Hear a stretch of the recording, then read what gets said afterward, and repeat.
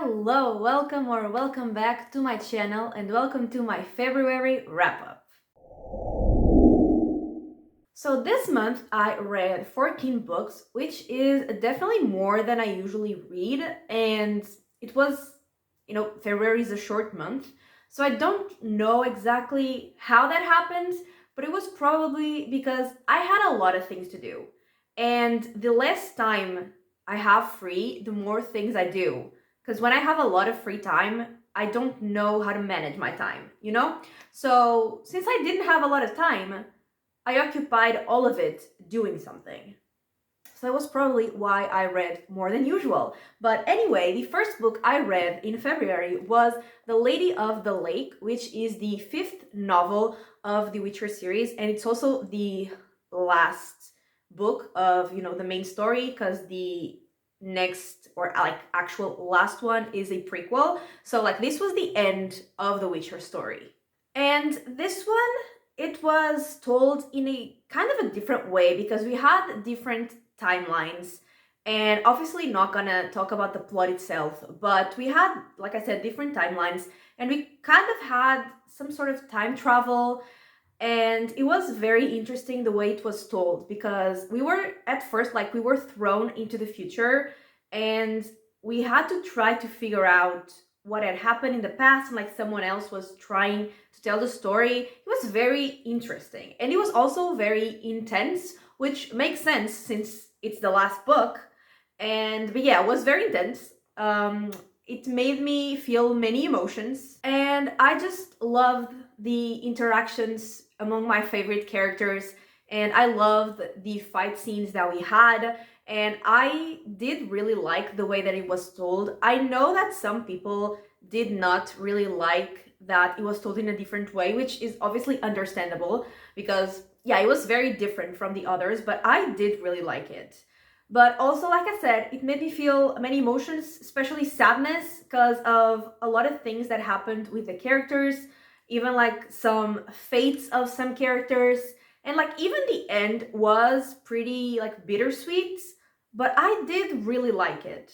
And yeah, I just absolutely loved everything about this book. Like even the pain, I loved the pain, so I gave it 5 stars. So definitely a great start to the month. Next, I read How to Sell a Haunted House, which is horror. And in this book, we followed Louise. And at the start of the book, she gets the news that her parents passed away in a car accident. And so she has to go back to her hometown. And she and her brother Mark have to basically figure out how to deal with everything, including their parents' house. And obviously their parents' house is the haunted house. And this book is actually divided into 5 parts, which are the 5 stages of grief. And it was really fun to see how the plot in each part correlated to that particular stage of grief. And the hauntings in this book, like they started off really subtle, but they definitely escalated. And we also got to see some sort of hauntings from the past, and you got to see flashbacks from Louise and from Mark.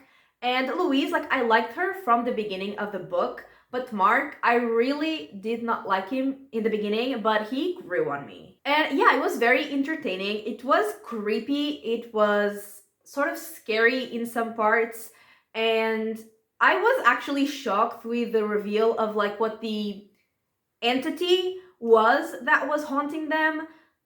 I did not see that coming, so I really enjoyed that as well, and I had a lot of fun with this book, and I gave it 4 stars. Next, I read Children of Memory, and this was the third and last book in the Children of Time trilogy, which is a sci-fi trilogy, and I'm just gonna give like a general synopsis of the series, I guess. So in book 1, we were following a group of humans that had left a dying Earth, because this is set in the future and Earth is gone.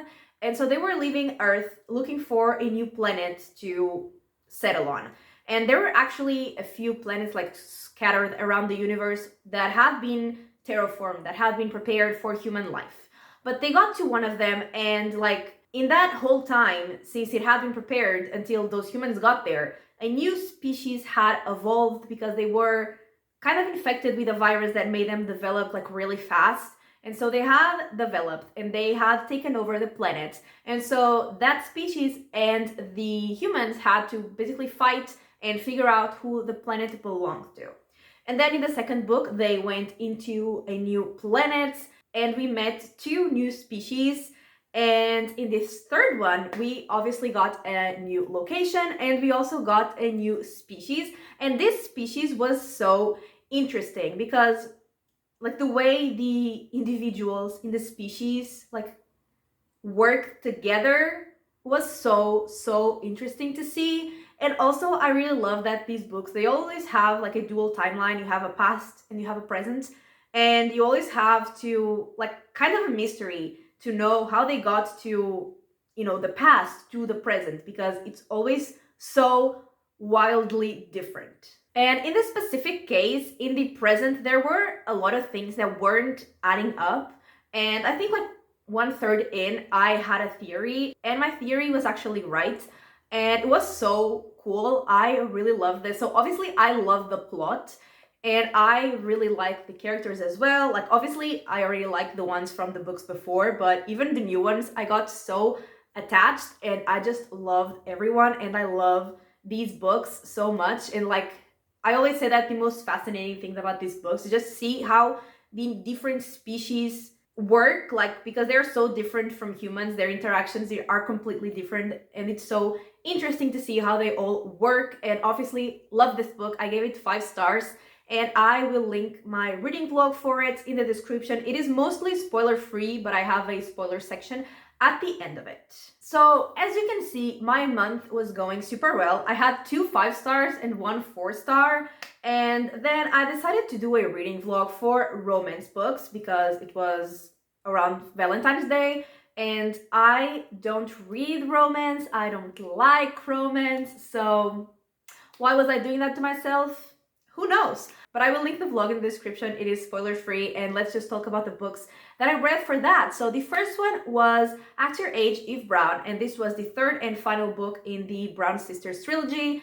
And I chose this one because I had read the first 2 books and I had actually really liked them. So I thought, you know, I will probably like this. And in this one followed Eve, obviously, who is the youngest sister out of the 3 sisters, and she's actually the least relatable to me. The most relatable was definitely Dani from the second book because she hated romance, but she did fall in love at some point, so you know, not that relatable. But anyway, the point is we were following Eve, and she has had many jobs, many ideas, but she never follows through with them. She always gives up at some point, and her parents kind of give her an ultimatum, and she has to, you know, find something to work on and stick with it. So she finds that a bed and breakfast is needing a chef, and she decides to interview. Like she's just walking down the street and decides to interview. So obviously she's not exactly prepared, and the interview doesn't go great. And then after she leaves the interview, she actually hits the owner of the bed and breakfast, Jacob, with her car. So, you know, things are definitely not getting better. So now the guy has a broken arm and he does need a chef. So he ends up, like, even after everything, he ends up hiring Eve, and obviously the romance is between these two. And I really liked both of the characters. Like, individually, I just didn't care about them together. Not that I disliked their relationship, I just, you know, didn't care. But I did end up liking the book, like, a lot, because I really liked the journey of personal growth slash discovery that Eve went through. So I really like the book. I enjoyed my time reading it. And even the end, I'm assuming people who, you know, like romance thought like the ending because it was romantic. But I personally really like the ending for what it meant for Eve. And yeah, I really like this book, and I actually gave it 4 stars. And then I read Red, White, and Royal Blue, which obviously was another romance. And in this one, we followed Alex, who was the son of the President of the United States. And he goes to a royal wedding in England, and he and the Prince Henry get into sort of an altercation, and they break something. And so now they have to pretend to be friends for like damage control. And from that fake friendship, rises a secret relationship. And once again, I really liked both of the characters, but I just did not care about the romance. I really, really like the friendships though. Like the friendship that Alex and his sister had, like with their other friend, I absolutely love that. And I just love the characters. They were so funny because they were so like dramatic about everything. And I really liked them. And when like the bad thing happened, I felt bad for them. But again, because I felt bad for them because they were suffering, not because of what it meant for their relationship, because once again, I do not care about romance. And in this one, I didn't care as much about the like other plot apart from the romance because it was like a bit too political, which is just not something I care about that much. So I enjoyed it. It was okay, but I didn't love it. And I gave this one 3 stars. And now it's where things start going downhill because then I read The Spanish Love Deception, and this was the one I was the most scared of because it was the one that I had seen most mixed reviews for. And yeah, definitely, like I said, things went downhill. So we were following Lena, and she needed a date for her sister's wedding because she had told her family that she had a boyfriend because she wants everyone to believe that she is over her ex and like their relationship and the effects and consequences that it had in her life. And she's telling that to her friend and coworker who was called maybe Rosie, or maybe I'm completely making that up. I have no idea. And then another coworker called Aaron overhears and he offers to be her date. And also he needs her to be his date for something. So they just make a deal to be each other's dates. And his date is actually first, and so they go to that. And then they go to Spain for her sister's wedding. And yeah, their relationship develops from there. And I didn't like anything about this book. The first thing I hated, like from the beginning, was Lena. I started reading and I texted my friend like 3 pages in. My friend who reads romance, I texted her 3 pages in saying, I already hate the main character. And speaking of hate, like she hates Aaron for some reason, because I honestly never understood. Like she explained, but I was just like, what? And then Aaron, I don't hate him, but I don't really like him either because his only personality trait was to be obsessed with Lena. And if I hate Lena, I don't want to see someone being obsessed with her and liking dogs. And that is it. Like when I say he's obsessed, like he knows every little thing about her, which could be seen as romantic, but I just saw as creepy. And I just saw no chemistry between them either. I was just suffering through that book. And I guess the only nicer thing was that her family, like they were nice, they were funny, they were okay. But yeah, I did not have a good time with this book, and I gave it 2 stars. And then the last romance book I read was It Happened One Summer. And in this one, we followed Piper, who was a socialite from LA. And she throws a party one night and it goes wrong and she kind of ends up in jail. And her stepdad is obviously not happy with that. And he tells her that she needs to basically learn how to be responsible. And he sends her to, I want to say Westport, which is a fishing town where her dad was from. And he actually like had a bar there. So now she and her sister are basically the owners of the bar. And he sends Piper there, but her sister tags along.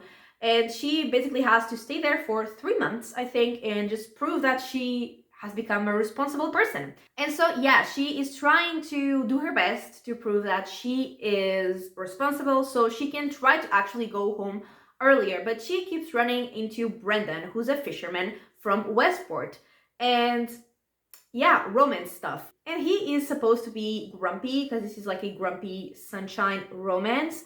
But I never thought he was that grumpy. Like he was actually kind of nice and welcoming. And I mean, I was the grumpy one reading that book because I mean, I didn't hate it. I just didn't feel anything. I didn't like or dislike the characters. I didn't like or dislike the romance. I didn't like or dislike like the other plot apart from the romance. I just literally felt nothing, which might be even worse than feeling anger like with the previous book. And so, yeah, did not have a fun time with this either, and I also gave this one 2 stars. But definitely ignore everything that I said about any of these romance books because I'm probably the last person who should be giving like romance reviews. So just ignore the reviews for these last 4 books. But anyway, moving on. Then I read Cursed Bunny, which is a collection of short stories, horror short stories. And I actually read this one in between the romance books because I just needed to, break it up. And so this one, like, they were definitely weird, and I do like weird horror, but some of them were not my kind of weird. Others were definitely my kind of weird, and I really, really enjoyed. But also, I don't know if this is like the translation because it was translated from Korean. So I don't know if like the writing style was already like this or if it was in the translation, but it was not my favorite. I didn't love the writing style, and yeah, I mean, it was okay. It was nothing, it didn't change my life, but it was okay, and I gave it 3 stars. And then I read another horror book, which is called The Nightmare Man. And in this one, we followed 2 characters. We followed Ben, who was an author, like a horror author, and we also followed Miller, who was a detective. And Ben has just released a new book, and there was a crime that was committed that was exactly like in his book.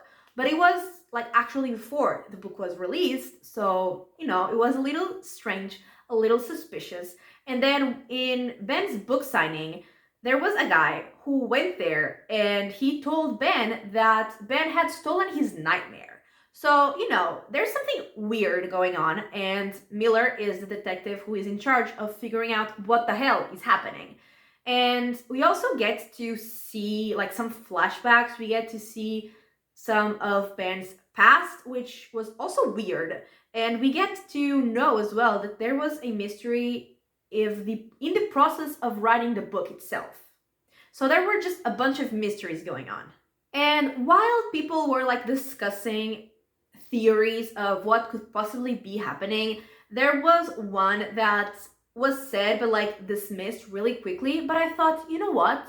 That sounds like it's exactly what could be happening. And it was, so I don't know, because since that moment I was just so sure that that was it, that I wasn't surprised, I wasn't shocked at all.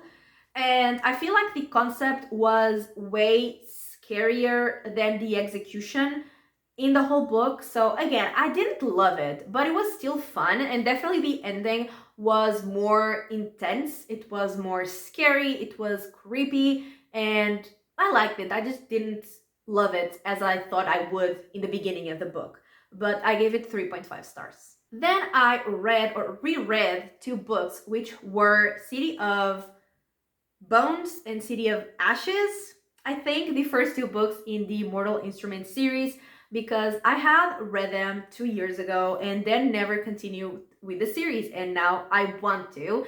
So I read the 2 of them, and in these books we follow Clary. In the first book, we see her going to a nightclub with her best friend Simon, and in that nightclub she sees 3 people, 2 guys and 1 girl, following another person, and then she sees those 3 attacking the other person, and the other person just vanishes into thin air because that person was actually a demon. And no one except from her can see those other 3. No one can see any of the fight she has just seen. No one else could see it. And so obviously there is something more to her than just being human, because she can see those people who are actually shadow hunters. And shadow hunters are basically soldiers that kill demons. And her mom is also kidnapped, and there is a guy that is rumored to be coming back, which has the shadow hunters very scared. And yeah, he wants something basically, and I thought that I didn't remember as much as I did, but as I was listening to the audiobook, I was just remembering everything, and so I was kind of bored.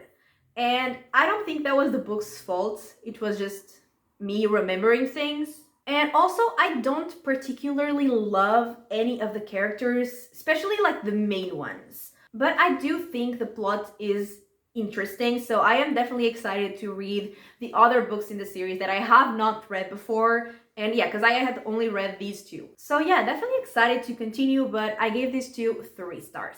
Then I also read 2 books from one series, and they were Leviathan Wakes and The Butcher of Anderson Station. So this was book 1, and the other was a novella, so basically book 1.5. And these are the first books in the Expanse series, which is a science fiction series. So it is set in the future, and in a future where the solar system is colonized. So basically like humans in a lot of planets. And so at the start of this book, we get a prologue with a girl that she was originally in a ship called Scopuli, but her crew were attacked and they were taken somewhere else, and then they were, further attacked, and she was the sole survivor, and she saw some crazy things happening in that new place they were in. And then all the other chapters were from 2 other POVs. So we have Holden, who was an executive officer of a spaceship, and we had Detective Miller. I'm just wondering if I said that the detective from The Nightmare Man was Miller. He was Mills. Part of those books I read at the same time, and I was always confusing the name. So if I said Miller before, that was wrong. It was Mills. This one was Miller. But anyway, so Holden, his crew, basically they find the Scopuli. So the first ship that the girl from the prologue was in, and they go to investigate, and something really bad happens. And on the other hand, Miller is tasked with finding Julie, who's the girl from the prologue, because her parents want her found, and they just don't know where she is, and we obviously know that she is clearly in trouble.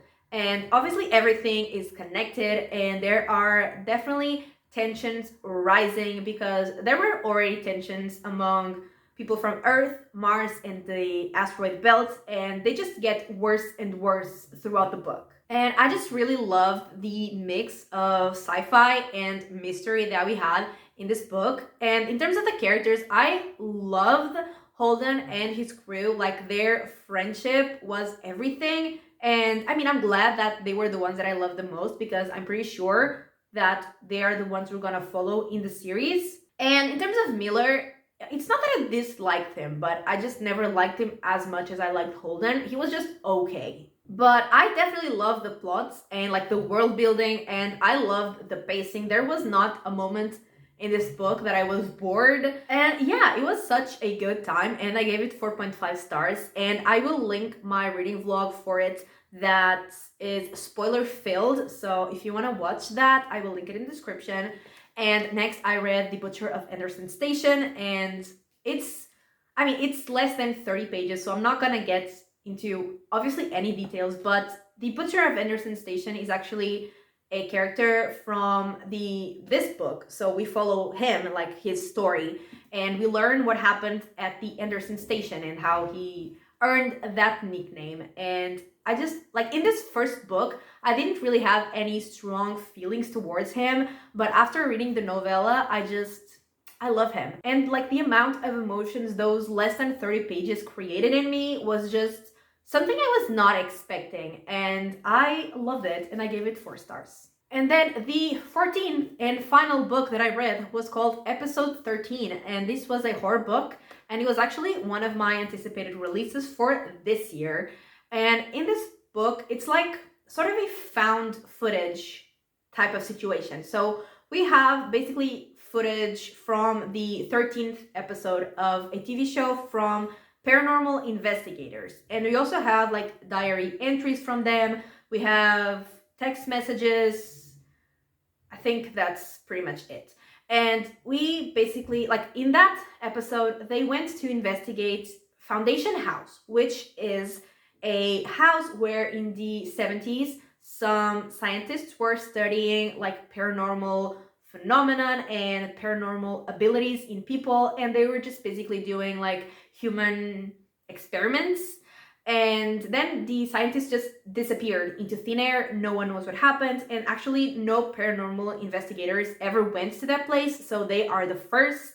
And so they are like, the main character is Matt, and then we have his wife Claire. And Matt is a believer and Claire is a skeptic. So basically he's trying to prove that, ghosts exist, and she's trying to debunk everything. And then we have Kevin, Jessica, and Jake, I want to say. I think those were the names.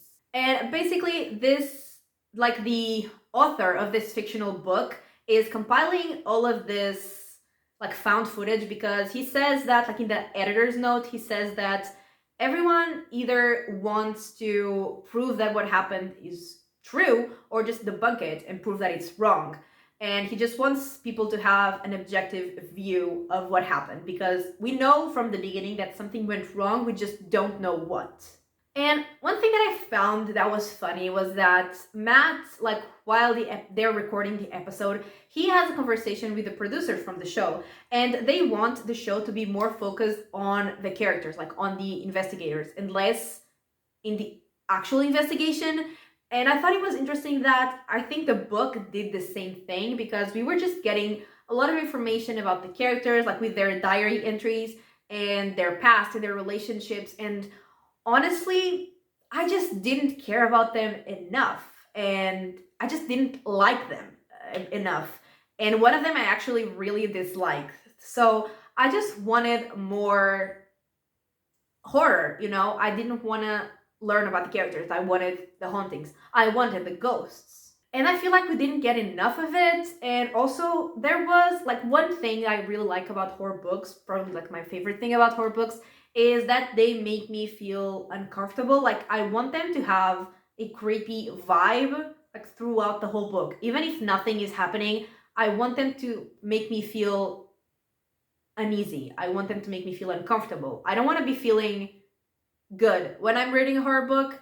And yeah, this one did not have that feeling, even though the characters kept saying that the house was very creepy and they felt unsettled, but I didn't, and I wanted to. And I mean, the things, like the big things, the big hauntings, the big moments were cool, but there just weren't enough of them. And towards the ending, it definitely got more intense, but it was okay. I mean, I didn't hate it, but I didn't really like it that much either. And I give it 3 stars. And so those were the 14 books I read this month. And that is everything for this week's video. So I really hope you enjoyed it. And if you did, give it a like and subscribe. And I will talk to you next time. Bye!